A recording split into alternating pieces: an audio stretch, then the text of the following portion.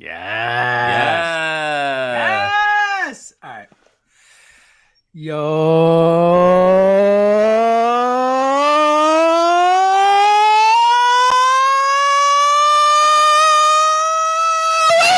It is another edition of the High Hopes podcast.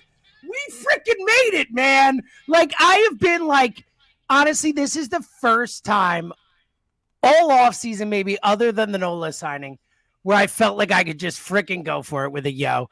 Because we are freaking back, dude. I watched the Phillies play yesterday, 14-13. Not going to lie, little freaking, terrifying to watch a 14-13, not 15-14 game against the Blue Jays. I'll just say that. But hey, we're back, buddy. It was awesome. I've really felt it yesterday. It felt beautiful in my soul to see baseball again. How you doing, buddy? Yeah, I mean, there's nothing that I think warms the heart, I guess, more than spring training baseball. And I think for people who don't really care about baseball, they don't really get it. But if you care about baseball, it's just hard to describe. You go through the whole winter, it's still pretty cold up here. But then you see the boys down in Florida, and it's it just warms you up a little bit, and seeing them take the field, they got they're wearing their full jerseys, which I find interesting. They got the home whites on today for a spring training game. I'm not used to that. But it's they might not have any other options. The Fanatics has made this a whole thing. Maybe they're just I don't even know. I can't even tell who's on the mound today. It's so small. The font on the back of the jersey is so small. And yes, don't you worry. I am watching the game while recording this podcast. Good. In a perfect world, this podcast would have been done at least an hour ago. This is my fault. It happens. I was locked in. But James, I have to be honest. I have to be honest, and yes. I am doing my best. I'm doing my best not to do it, but you're all right. I know you are. You were sending me the Kingery text yesterday. I know it's one game, and you're just like, Scott Kingery breakout. Yeah, I know. I am. It's gonna be a month of this. A month of me being relax and chill out. You'll be like, no. I'm semi embarrassed, but I also can't hide how I feel. Yeah. It did cross my mind at one point yesterday. Probably when he laid off a curveball in the dirt. That's all I really need at this point. I don't need the home run. I don't need the roped ball in the third inning. I don't need the second hit he had. Which was a nice piece of hitting. That last hit was a nice piece. Just waited for it, popped it into right, little bloop single, runner on base. She was a good piece of hitting, it's just baseball. I am embarrassed to admit that I did say to myself, why did we sign Whit Merrifield? You said it to me, too, all right? Did we really need Whit is the bigger question. I'm only half joking. He looks great yesterday. And I have been doing my damnness to not think about Scott Kingery, but I'd be lying to you if I said I was not thinking about Scott Kingery pretty much right when I woke up this morning. It's all I want to talk about. Yeah, well, good. Yeah, I'm sure it's all people want to hear about. Honestly, the funny thing is and Kingery obviously had the best day of anyone. It was fun. But you tweeted, so I love when you get super nerdy with your baseball tweets, whether it's about, mechanics or whatever. But I don't know, a week ago or whatever, you had a tweet, quote tweeting a Johan Rojas video, and you're like, his swing path looks much cleaner. Bad path. Yeah. Bad path. Yes. Yeah. Same difference. Yes. And you know what it does? I don't normally that was my big takeaway from yesterday. It really does look like his path to the ball is so much cleaner, and he's barreling it up, and it looks like his path is right in the zone when it's supposed to be. And that, I know it, the guy could have caught it and all that, but he smoked that ball he, and multiple hits, but that double or whatever, off the glove, he that was that of everything I know yesterday. I know you're not reacting to spring training results. You are sickening. Everything I saw yesterday, that was the thing that got me most excited. I was like, Johan, buddy. Johan. It wasn't Colby Allard's new mechanics that didn't excite you because that not yet. I did think for a second. I was like, when did they sign Drew Smyly? I will say, not the greatest Nick Nelson outing at all. No. Was that? I mean, it wasn't as bad as the Phillies scoring 10 in one of the innings. Yeah, it was 10-run inning. Well, like 7 of them with 2 outs too. It was spring training for everyone. It was spring training for everyone yesterday for sure. Not to blame Buzz, our guy Buzz Wilson. Well, we can do it. Yeah, why would we not? But speaking of spring training for everyone, there are a few things in life that I look forward to more than when Fransky cracks the mic for the first time in spring. And I obviously have the Odyssey app going, and I go to turn it on. I got to listen to half of O Canada and then all the national anthem. So I had to wait 2.5 minutes of just singing for the first Scott Fransky of the spring, and that first time, Buzz. First time. Yeah, I mean, act like you've been there before. Maybe time it out a little bit better. It's actually not his fault at all. I will say, if you're gonna have to listen, you may as well have at least gotten all of O Canada. What a song! What a song! What a song! Yeah. It is. Hey, call it like you see it. It's a good song. So yeah, it was great to see them back yesterday. Obviously, 14-13 against the Blue Jays. I was at that 15-14 game, so obviously I'm going to have flashbacks, but I am one of many Phillies fans who was sitting there in the 9th when it's 14-13 being like, we're going to lose this 15-14, and it's just going to be the single worst way that I could start the 2024 season to lose 15-14 against the Blue Jays in this game. And they didn't, so I really did. That was, I was so sure I was seeing 15-14. Jack. It's funny that you are like this, because if there was one person I expected to be like this, I would expect it to be DeCamera tomorrow. Just talking about how the season's cursed. It's a bad omen. Early. And it would have been, let's be honest. If they had started the season losing 15-14 to the Blue Jays, that's about as bad a start as you know. Yeah. My only gripe with yesterday is that far too many scrubs I've never heard of coming in late. So many. The dude's hitting home run, Kroon or whatever. I never heard of the guy. We have an Aramis. I was so excited. I was like, is this Aramis Ramirez's? Oh, no, not. No, yeah, but I know. I was like, hey, let's go. New Aramis Ramirez. We have an Aramis. Jack, I'm so with you. I know it's spring training, but for first game of the year, I was expecting to know a little bit more than I did. I'm very with you. Yeah. I was looking forward to some guys late, but I believe I think Mick Abel's pitching today. So he is. Apparently, it's I believe it's Nola then Abel is the plan. I know. This is exciting. This is exciting.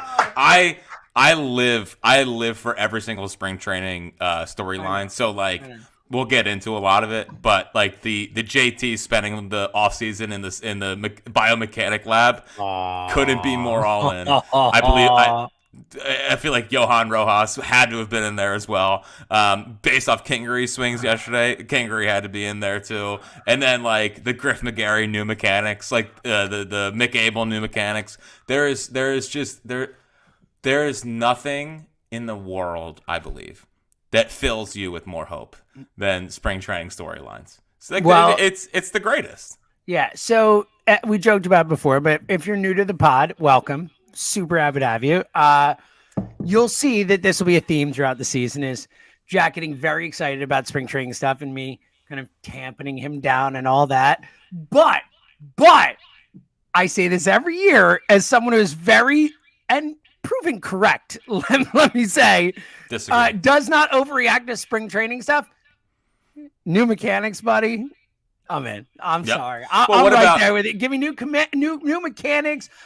He's on the other side of the rubber, or he figured something out, in the swing. I all in on that stuff. Well, but I will say, the biomechanic lab is a new one that I'm currently working my way through. This is the first time I've really had to deal with it, because now the Phillies are not stuck in the dark ages. So it's going to be a learning process here. It's going to be, how excited should I get about the biomechanics lab when we see JT and his new swing? Are they all just going to become guys that don't chase and only look to do damage in the zone? I can't wait.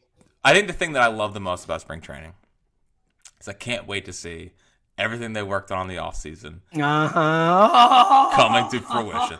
That's all I care about. And again, it's the most hope-filled time of the year. You are hilarious. I love it. It's the best, dude.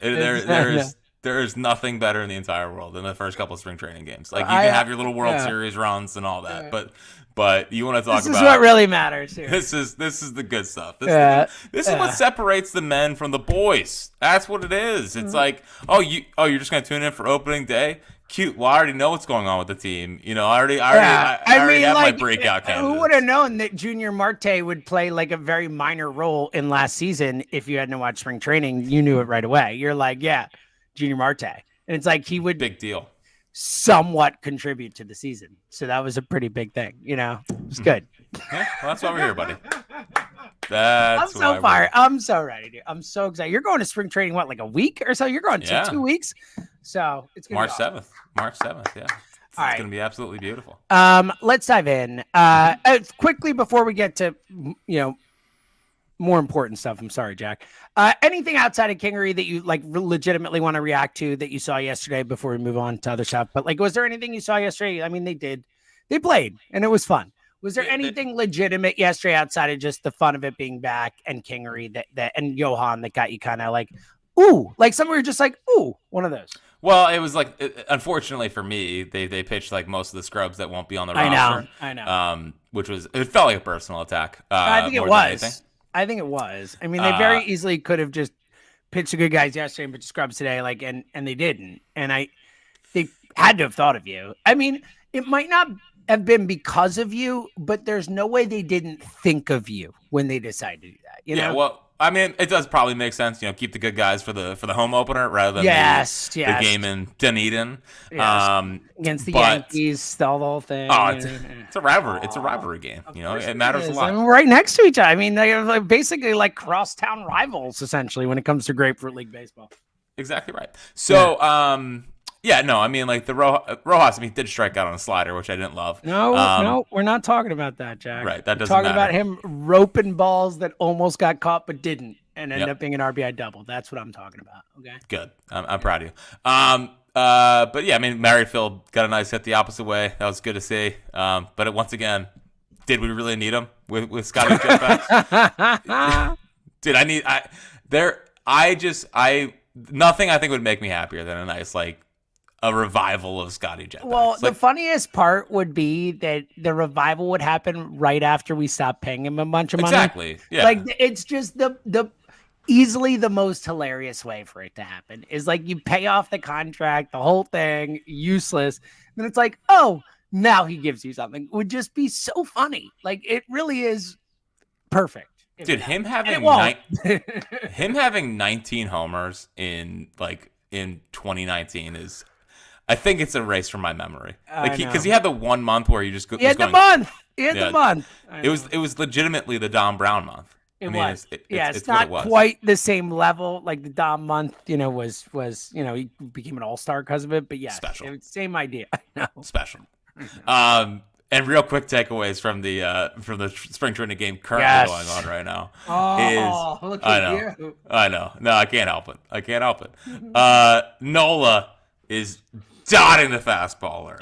Just dotting the fastball early. It is a sight to see watching Knowles right now. We're going to do a bold predictions pod at some point along the way, and I'll just say I've got an Aaron Nola bold prediction. I'm just saying it. I've mentioned this multiple times. Like, I'm just going to say I'm very, very, very in on Aaron Nola this year. Like, that's one of my things this year is I'm expecting big things from Aaron Nola.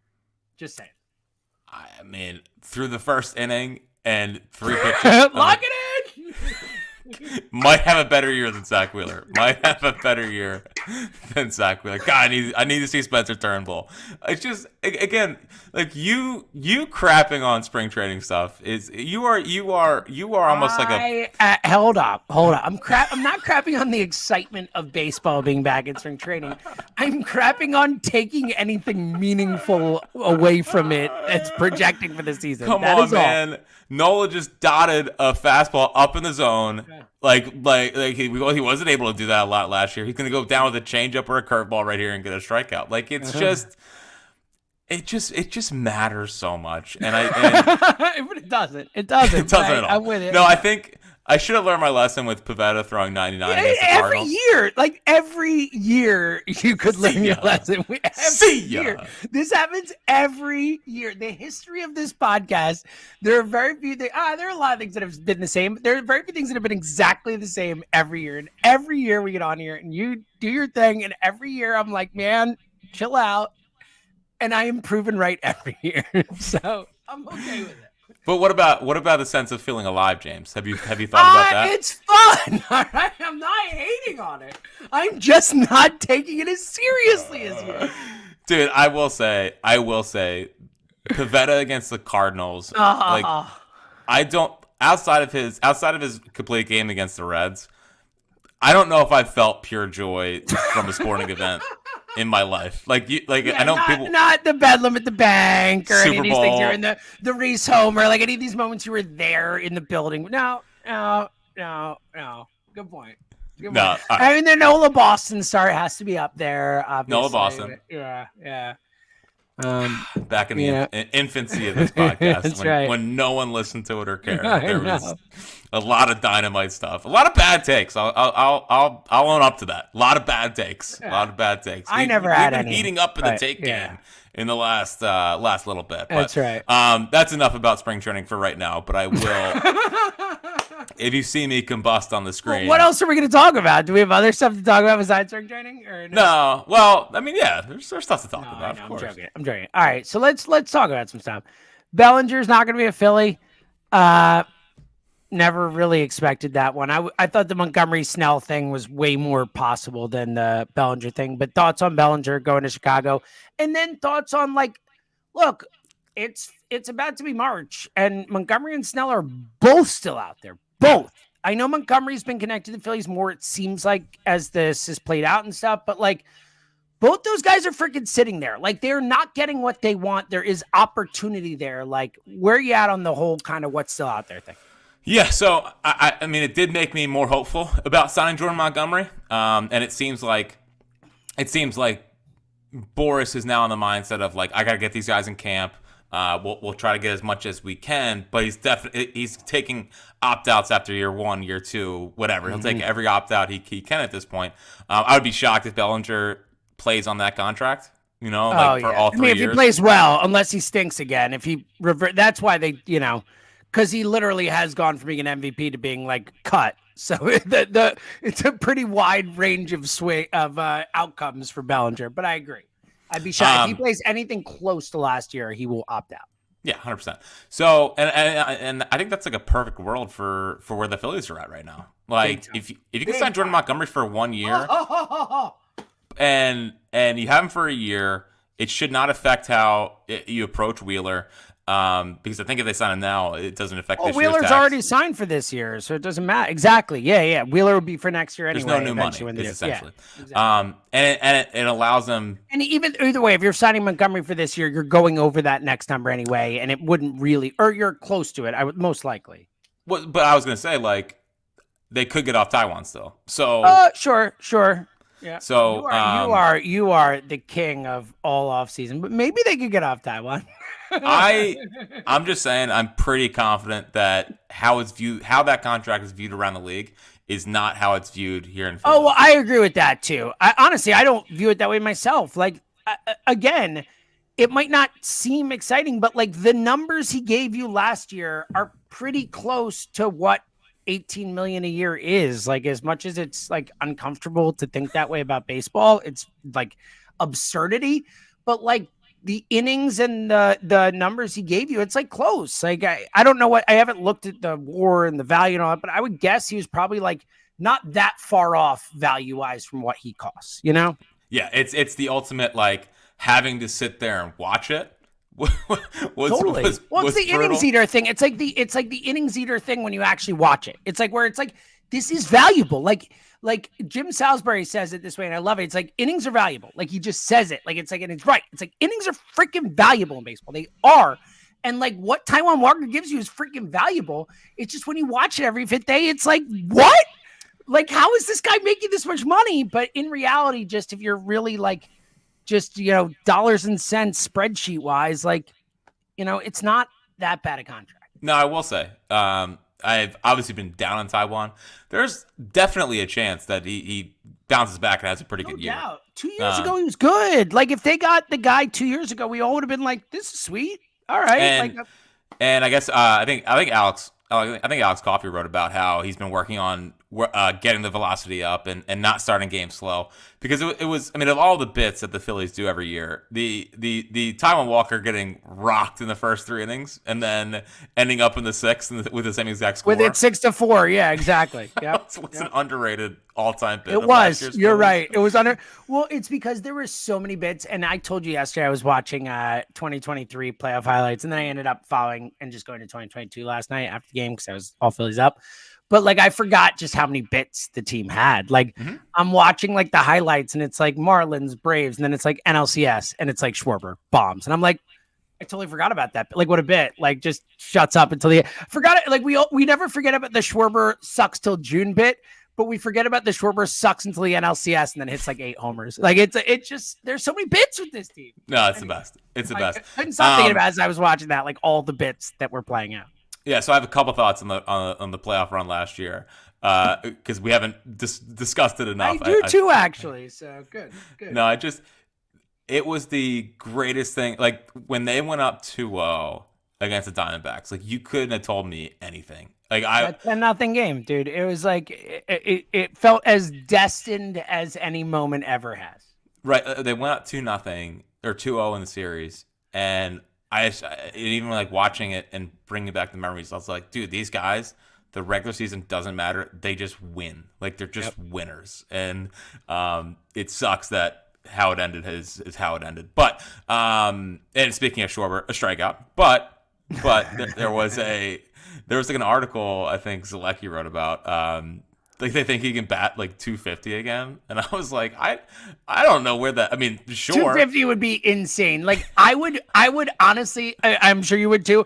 I would sign on the dotted line for 220 right now. I'd be like, really? Hell yeah! Kyle Schwarber batting 220 is a outstanding baseball player. Please, 250. Come on, like 250 is winning the MVP. I mean, come on. So he'll have like a 900 on base percentage. I mean, excuse me, 900. He'll have like a 420 on base percentage if he bats 250. I know. So back to Montgomery though. Like the Bellinger contract did make me feel more that Montgomery's still on the table. Now I do know. I think Lauber talked to Middleton, and he basically said, okay, I thought you were about to say, like, when you said, I do know, I was like, ooh, Jackie sources? You about to say something that you know that other... The way you said it was like, I do know, I've heard something, it just sounded like that. Anyway, well, they have made an offer, but I don't, I'm sure they've been in touch the whole time. So, but Lauber talked to Middleton, and Middleton basically was advised by Dombrowski, like, save the money for the deadline. And I don't think that's yeah, we saw the quote, the save the... I had never heard it called the powder before. I don't know if I love that, the save the powder, but yes. So I mean, that's obviously on the table. But if you have a chance to just from day one be like, all right, I'll go add Jordan Montgomery to the team, I think you just still take the chance to add Jordan Montgomery. I still think it would require, like, I only really want to do it if I know I can get off Taijuan Walker, because I am worried about the next part of the tax because of losing 10 spots in the draft, and I know that no one else cares about that besides like 5 people and me. Yeah, but I don't love losing 5 spots in the draft. No. But it just makes them just that much more dangerous. And adding Jordan Montgomery, and then that lets a deadline pretty much just be, do we need to go get a closer or not? Do we need an extra bench bat? And they win. They should. Yeah, they should. No, I mean, like if we're really talking about the deadline, if you want to make this team perfect, like some pop off the bench wouldn't hurt. Like they don't have pop off the bench, and that is something you could say is a reasonable thing to add. Like if we could replace Jake Cave with someone at the dead, like Adam Duvall or whatever, someone who like I actually feel much more comfortable with in a spot hitting me a home run or whatever. Regardless, though, dude, I'm totally with you, and the whole thing is you're talking there about Montgomery and the potential for it and all that. Like, I just keep coming back to something that we have talked about all off season and at the end of the season and even during the season last year. But like, we've talked about this so much, but like, they're like right in the heart of a window. Like, this is not like beginning of a window. And we're like, we are in the, like, we always talk about athletes like prime years. Like, they're in the prime of their career. We are in the prime of this window, of the Bryce Harper window, the Trey Turner, Zach, all these guys, like it's now. Like, it's all right now. They're all late 20s, early 30s. Like, go time. Like, it's freaking now. You don't sign all these guys, give them all this money and all that to not, like, go for it right now. Bryce Harper, Trey Turner, all these guys will never be more equipped and more ready to win you a championship than the next 2 to 3 years, because it is what it is, right? They're going to decline most likely. Like, so, like, this is it now. And we've talked about this a ton, but, like, that's why you sign a Jordan Montgomery if it happens. That's why if Blake Snell's sitting there and he's 1 year, $20 million, like, sure, why not? Like, that's, like, you're in the moment right now, and you are gonna, no matter how smart they can be, and I think they can be, and when Aiden Miller's the best player in baseball, that's gonna solve a lot of roster issues for you and all that stuff. But, like, the reality is we are going to have Trey Turner at $30 million a year or whatever at the age of 37, 38, 39. We're going to have Bryce Harper potentially into his 40s for those type of numbers and all that. Like, that is a reality, and they can play around that. They can still win and stuff like that. But in terms of, like, you have these contracts in the books, the best value you are getting for these massive all-time contracts in terms of the length and all that is right freaking now. You do everything you can to maximize winning right freaking now. Mm-hmm. Now, I believe you were not counting for pop off the bench. You were not talking about could be Weston Wilson or Derek Hall. Bro, you know how much I love Weston Wilson and how anyone who comes up in their first game and has that type of thing, I'm always going to be connected to. You know me. Like, I still love Luke Williams. Like, sorry, it is what it is. Oh, but he's a Brave, so you love the Braves? He was also a Marlin, so you love that? I love Luke Williams' family. I should rephrase. But, I'm always on Wes Wilson. Like, that's my guy. Gave me a moment of sports, our family, our life moment. I'll never forget it. Thank you, Mike. Thank you. I said Mike, too. Both of them together. Lorenzen and Wes Wilson gave us a moment. I appreciate them. Hey, maybe they can get, like, Dylan Cousins, too. Maybe he could hit some pop all off right. the bench. You know what? Yeah. Oh, Dylan Cousins. Excuse me. You know where my mind went? I'm, like, so ready to defend Dylan Covey to people right now. You said Dylan Cousins, and I'm like, before you said pop off bench, I'm like, hey, you know what? We're not slandering Dylan Covey on this podcast. Like, he was good last year. I don't care what anyone says. Who's better? Who's the better Covey? Dylan Covey or Britton Covey? That's a great question. Probably still Britton, but, like, I don't know. I mean, for all we did with Dylan Covey last year, it was one of those things where, like, disaster that it was like, you know what? Like, honestly, can't do much better for your mop-up guy, your down 8-1 bring him in guy. Like, he was good. I don't hate Dylan Covey. That's perfectly fine. He's perfectly fine. To the point where when you're bringing up Dylan Cousins, I immediately just think you're talking about Dylan Covey. You couldn't wait to rant about how great Dylan Covey is. To be fair, Dylan Covey more relevant than Dylan Cousins to our current spot, but yes. Most people would say that. The interesting part... Is Cousins still a Giant? Is he a Giant? I don't know where he is. I do not believe I think he's a football player. I think. Yes. I forgot I tried to be or whatever. Yes. Christian Pache with a nice little hit. That's a guy you forget about. I think everyone's forgot about. Like, Christian Pache was, like, our guy until he got hurt, and then Johan Rojas had to come up. Yeah. Like, he was the first. He was a top 10 prospect in the sport. Like, talk about pedigree. The guy had it. I know. So we'll see how he factors into obviously everything with the team. I don't think he has options. So, but either way, we'll see. But it was so funny because obviously beginning of last week was a lot of the Harper extension stuff, which is funny. Mm-hmm. Big advice, like, I would stop talking about the extension, and if it happens, it happens. Just let it go away. I totally agree with you, dude. Just let it go away. Just let it go away. I still can't believe JK's on this team, but I can't either. Like, if you could have said, all right, you get to pick one person who definitely won't be on the Phillies next year, I probably would have picked JK. Anyway, go ahead.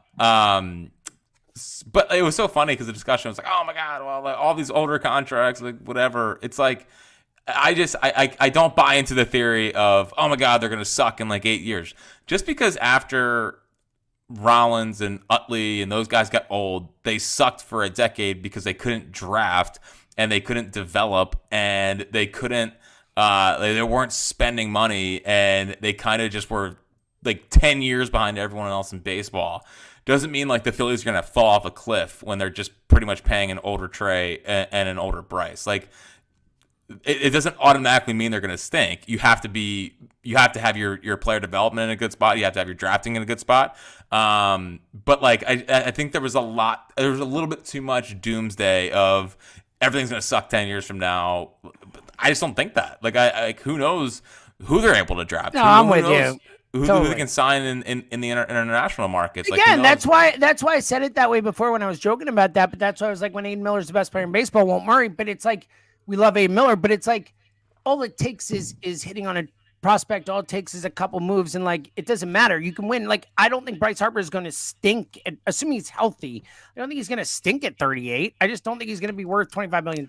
You know, like I think it's a really good point. Like don't assume that the future of the Phillies is barren because they have these numbers on the books, especially because by the time that comes around, the cab luxury tax, whatever you want to call it, is going to be way higher. Like that 25 million or 27 million or whatever Turner is like that, or Nola or whatever, these numbers are going to be so much less. I mean, Harper already is from the time Harper signed his contract to now in terms of that's why this is happening. That's why he's talking about an extension. It's because he's looking at it. It's like, oh, that guy's making 40, that guy's making 70, that guy's making 35, I'm making 25. Like, so as time goes on, that's only going to increase more where the percentage of the pie, so to speak, is smaller and smaller on a year-to-year basis.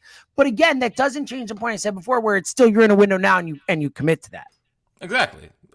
And especially if you can do the Bellinger-ish type deal with an opt-out after year one, totally. It just lays it out perfectly because okay, he can leave or he's really good and you re-sign him.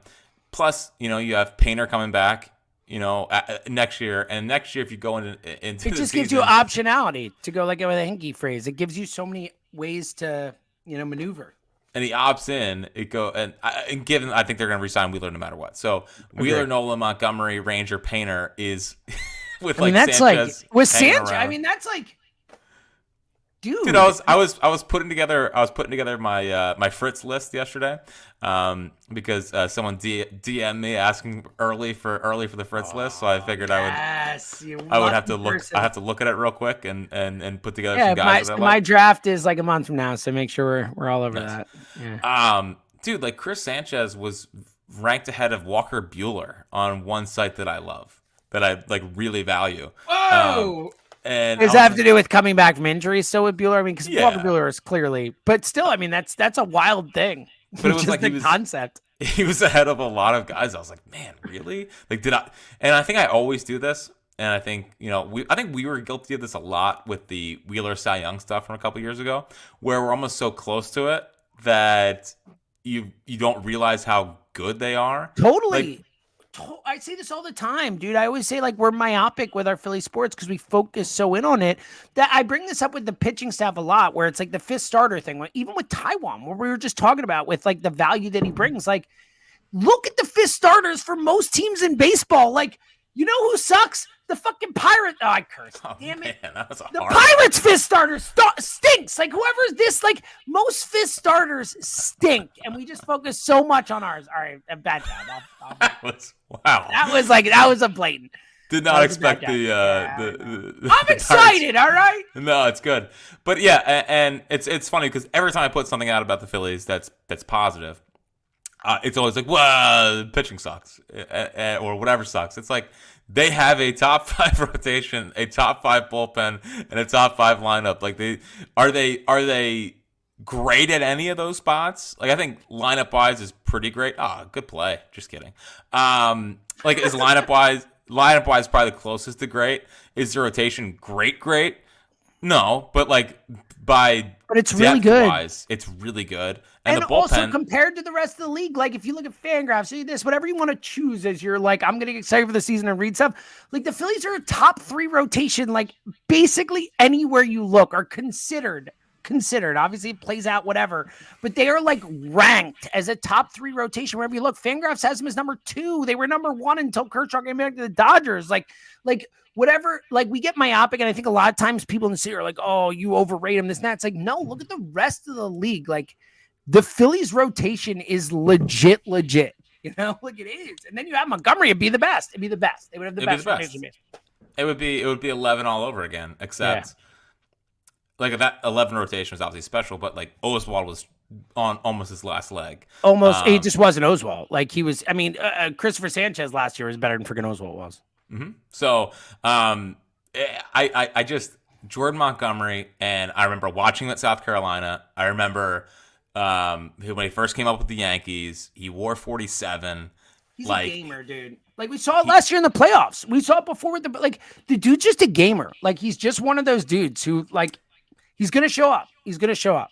He just reminded me of Pettit, like a competitive. What a good comp! Like no, like unfair to compare anyone to Pettit in the playoffs, but like even like the way he obviously lefty too, but the way he goes about his business, he does feel Pettit like. That's kind of a good comp. And you head into the postseason with Wheeler, who already has a ridiculous resume. Nola, more hit or miss.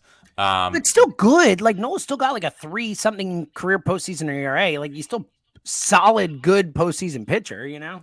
And then Ranger and Montgomery. I mean, like that's those are 3 out of 4 pretty proven postseason guys, and one guy who has a chance to be dominant as well. Ranger's so pretty postseason too. I mean, Ranger's great in the postseason. No, I know. That's what I'm saying. I think Noel's actually bigger. You're saying Nola. I got it. Okay, my bad.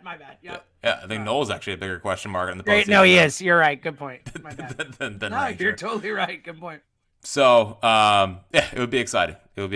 And we'll see if anything happens.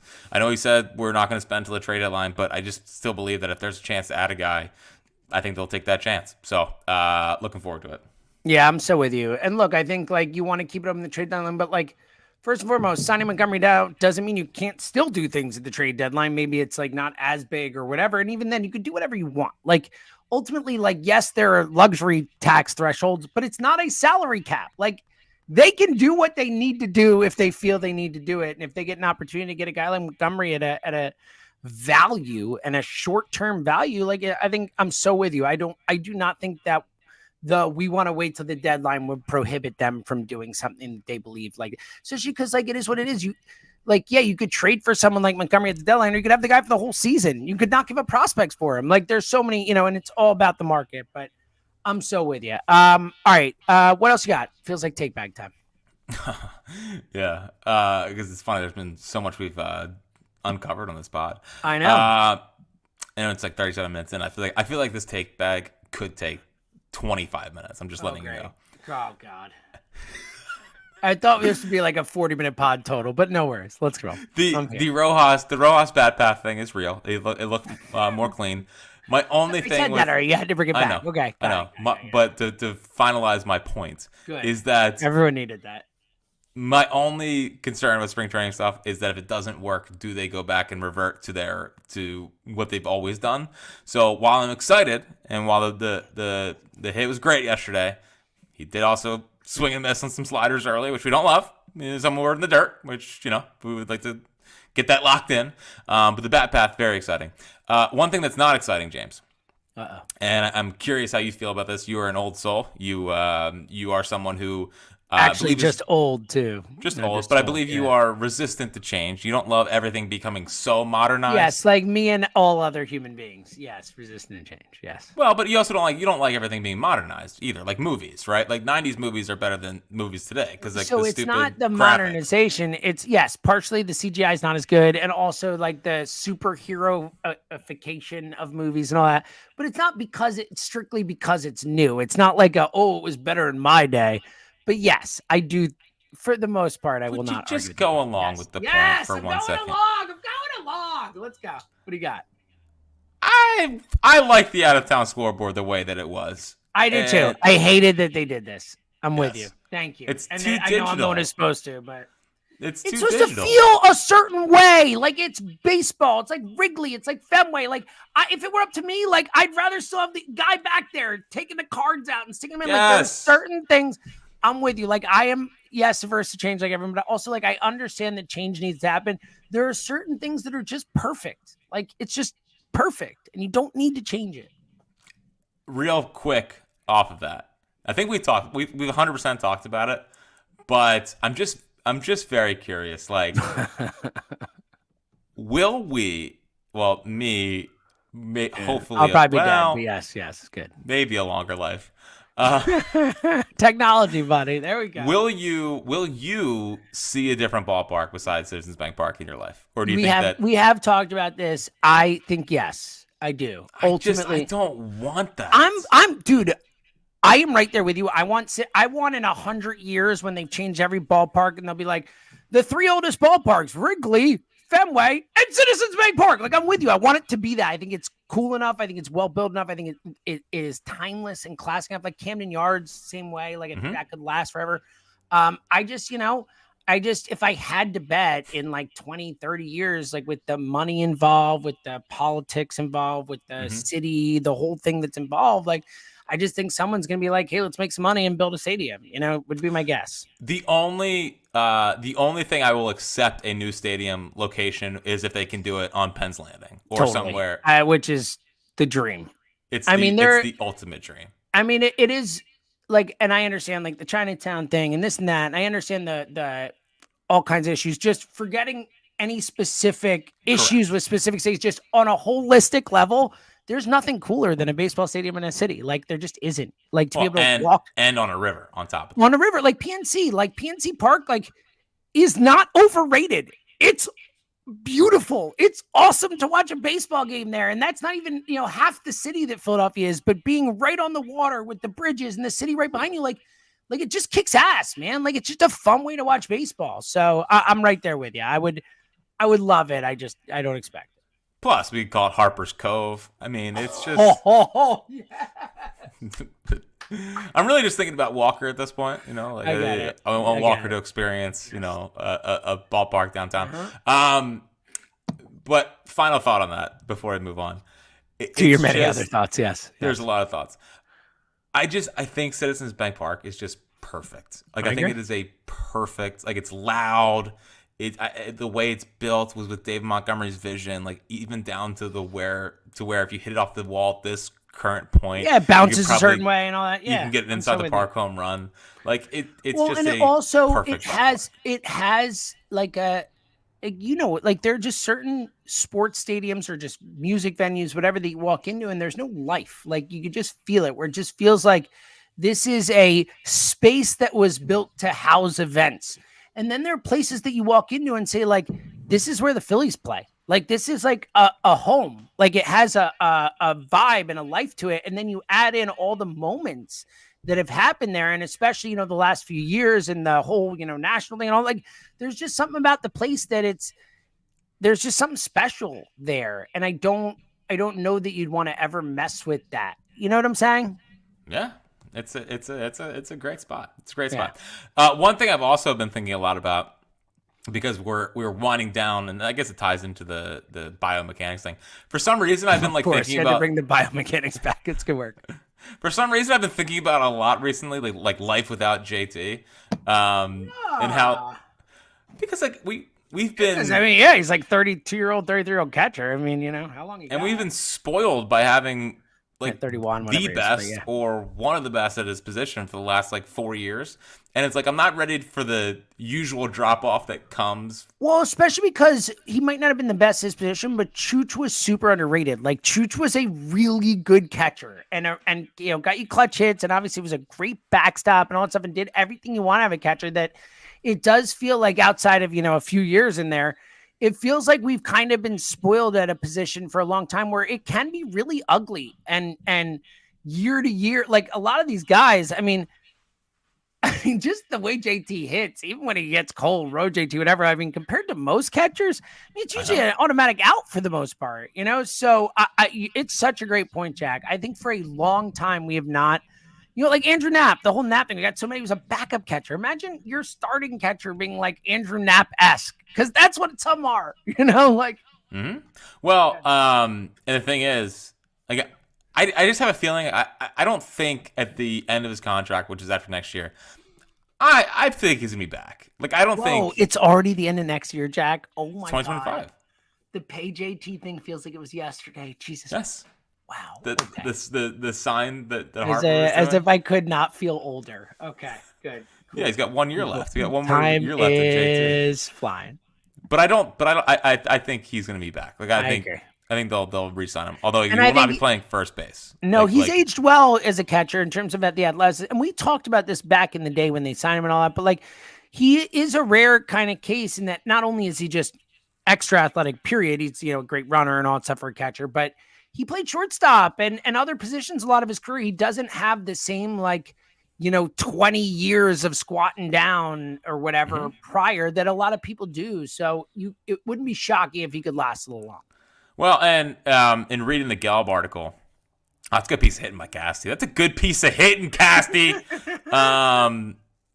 Maybe he says they had a little change up on the outside corner that he dumped over the shortstop. Regardless, by the way, Matt Strahm looked great. Reading the Gelb article, like he's very conscious about, and he's like aggressive and not regressing. I guess if that's cool. If that's the way that you can do it. So, it's just like life without JT. I've appreciated JT, but it can go bad with the catching position. There's not many around the game that are as good as JT. So it's kind of a smaller, obviously in terms of importance to the city, but like kind of a smaller version of the Jason Kelce thing, where it's something you don't really just think about, like a position that seems like it's like, all right, we're just set at this thing and that's what we do. And then all of a sudden, Jason Kelce's not going to be the center of the Eagles anymore. And it's like, that's not possible. Wow, we had that thing. Like, I feel like it's not the same level, obviously, but it's a similar type of thing with the catcher position and what JT has been in a way from an on-the-field perspective. Yeah. So I think before the last podcast or since the last podcast, it came out, Middleton talking about how they offered Yamamoto the most of anyone else. And I do believe it was in the 330 range, which is hilarious. But I wonder if they were so aggressive in Yamamoto, probably knowing that they weren't getting him, with the idea of next offseason being all in and maybe even going up to like $400 million for Sasaki, who I believe will be over next year. It would make sense. Who I think right now is a top 5 pitcher in the world. Well, you talked about it last time. Even when we were talking about trying to sign Yamamoto, you brought up Sasaki and you were like, listen, I love Yamamoto. I would sign him.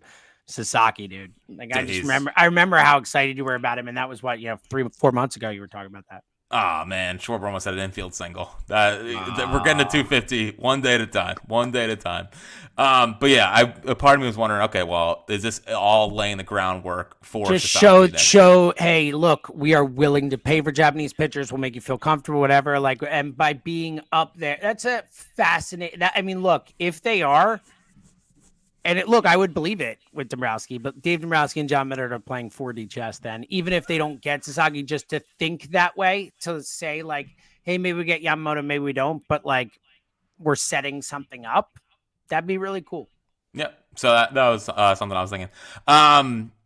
Interesting seeing some of the clips of Griff McGarry's new windup. It looks a lot tighter. I think he got away with being long in his mechanics, like he dropped his arm pretty far down. They really shortened it up.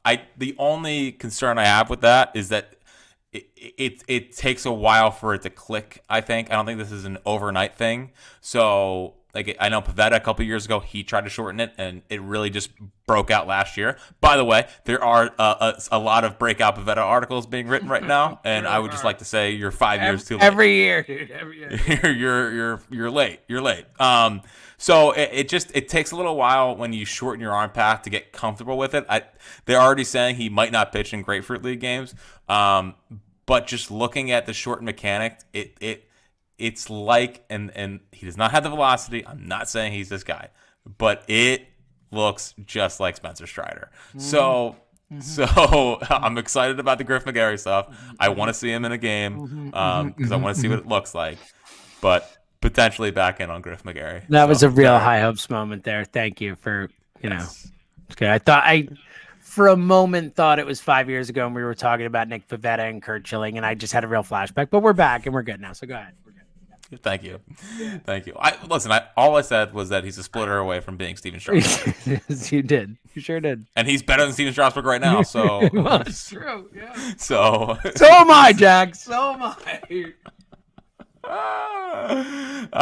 Yeah, so very excited about the Griff thing. I'm excited to see Mick Abel today. I can't wait for that. But 10,000 at the home opener today. Wow, I mean, really? That's phenomenal. Wow, dude, that's it's really cool. people are excited for the Phils, and we talked about this. Which Like, is true. They are. They're so excited. I thought people were going to be a little bit like hesitant to buy in. Me too. I mean, people are flocking to Clearwater. Fully in. I mean, the way the Eagles season ended definitely like played a role, but there is like almost no animosity or anger or whatever. Like it hurt, it sucked. We all remember it, but like I've carried none of it over. I am like as excited as I could possibly be for the Phils, and I don't, it doesn't hang over me at all. And I would have never guessed that, Jack. Yeah. Well, that actually does bring me to a thing I texted you last night and some other people about. It's wild for as backbreaking as the Yordan Alvarez home run. Like, so last night, full disclosure, I watched one of the 2023 highlight films, and it started with the Alvarez. It's super fun. Yeah. It started because I wasn't gonna let you out old highlight like that's sickening if you are watching old highlights. And as soon as I texted you that I was watching the highlights, you had to watch it. Well, I was like, guess what I'm doing tonight. So the highlight that I watched, it started with the Alvarez home run, and again, I think that's only the third time I've seen it. And in your book, freaking one of them. That was what I was not. It was like not expecting that at all. I was like, whoa. Anyway, go ahead. But for such a terrible moment, like it feels like it's never talked about like Rondé. It's never talked about like Joe Carter. I agree with you 100%. And I think it's because we have just pretty much erased it from the Philadelphia sports memory bank.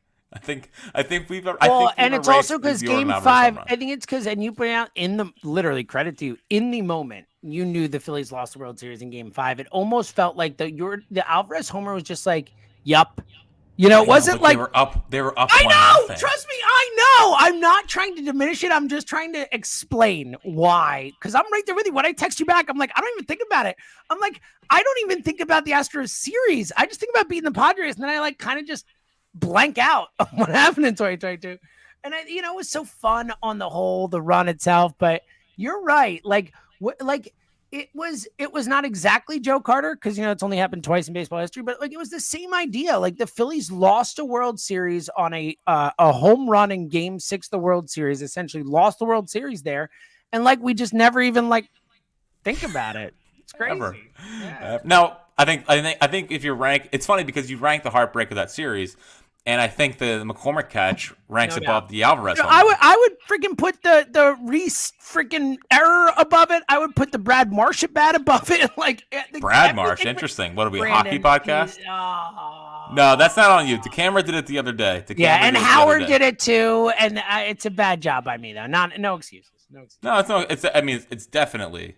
It's a bad job on you. Yeah, for sure. No excuses. Honestly, it's also I just watched Pulp Fiction and I've been quoting check out the big brain on Brad a lot. So I've got Brad in my head. Nice.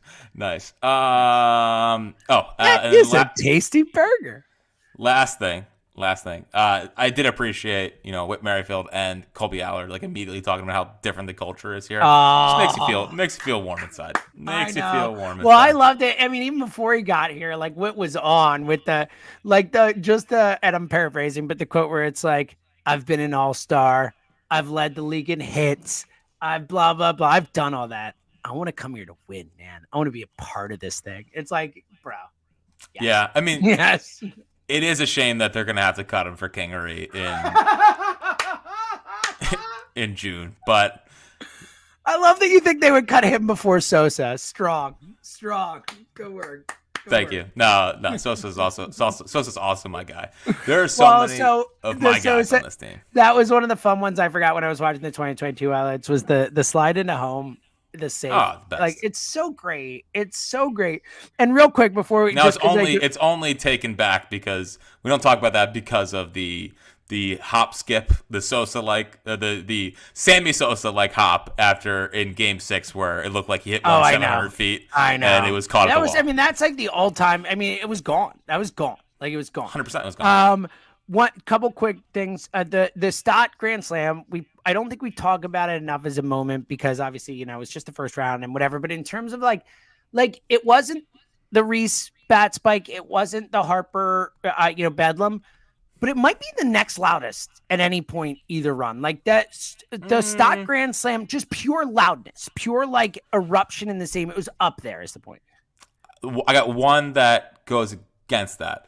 The Harper home run off of the Elder. Yeah, the stare down. Yeah, that's a good call. Yeah, you're right. I think that was louder than the Grand Slam. Either way, those were the two loudest of last year. Also, the Wheeler. We talk about it, but like when you watch just the highlights and watch like the inning after inning, they just show like bang, bang, 6, 7, and just like show like, and then you think about him coming in at the end and really like it's just between him and Ranger too. But what he did, I just want to like. One more time, just shout it out and be like, wow. And then one other good thing and then one other weird thing. And then that's it on my thoughts 2023. And then we're moving on. But we don't Jeff Hoffman had one bad moment, one bad pitch, but otherwise like the dude was awesome. Like that moment against the Braves and it was like, oh no, Jeff Hoffman was really good. And I'm excited to see what he does this year, essentially. I did throw a bad slider in Game 7, but. Did he? Yes. Yes. Okay. I've blocked that out. I don't remember that. Yes, I'm sure. You did. Also, but yeah, Jeff Hoffman's great. It's just him coming in the third of Game 1 against the Braves with the masterclass by Rob Thompson was unbelievable. Unbelievable splitter, but he did allow a back-breaking run. So I don't remember that. I trust you. I've blocked that out. And then the weirdest thing that we don't talk about, because we talk about the Kimbrel moves and the Kirkring moves and all, but the weirdest thing that I do think played a role when you look at it, how he pitched in the next 2 games, bringing Kirkring in the 10-0 game to pitch the 9th, really weird move. And he was flat the next 2 outings and he overused him. And it just, in the moment, it was like, I guess experience, whatever, but like he's already gotten playoff experience. Like, why is Kirkring in this game right now? It felt weird in the moment. And then the way his postseason finished out, like it probably would happen anyway, but it just, in hindsight, it was a moment that felt weird in the moment that we never talk about. But like now, especially after he fell apart after that, like it just was like, why? Like, why was he pitching in a 10-0 game in that spot? And it should have been like Lorenzen. 3, 4, 5. Like, it was so exactly. It was just so weird in the moment. I had forgotten about it and everything that happened. It's just a weird one that we don't. Yeah, mention. I mean, maybe he just wanted him to get his feet. I know. I'm sure it's what it is, but like the way it played out, like I don't know, it just felt weird. Anyway, that's all I got. Actually, no, I'm actually glad you brought that up. I meant to put it in my take bag. We talk all the time, and this is my final thing. Although Hoffman's hitting 96. We did end up going an hour, so we did it somehow. We always talk about guys coming into new teams, and sometimes it takes a little bit to adjust, and maybe you see the real them in year 2.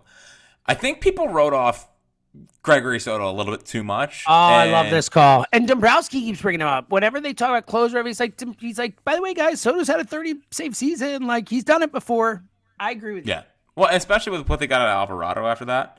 After the first year. God, I love Jeff Hoffman. And especially when you look at Soto's numbers where it's like, it really was a few bad outings. And it really was like, especially against lefties, he was really, really good. Like, there are things that you can look at in Soto's year and be like, I think that, if he's used in the right situations, if he doesn't have a couple bad outings, I think his numbers could look so much better, Yeah. Also, I think Turner's using a smaller glove, which should help him defensively. Buddy, so. Let's go.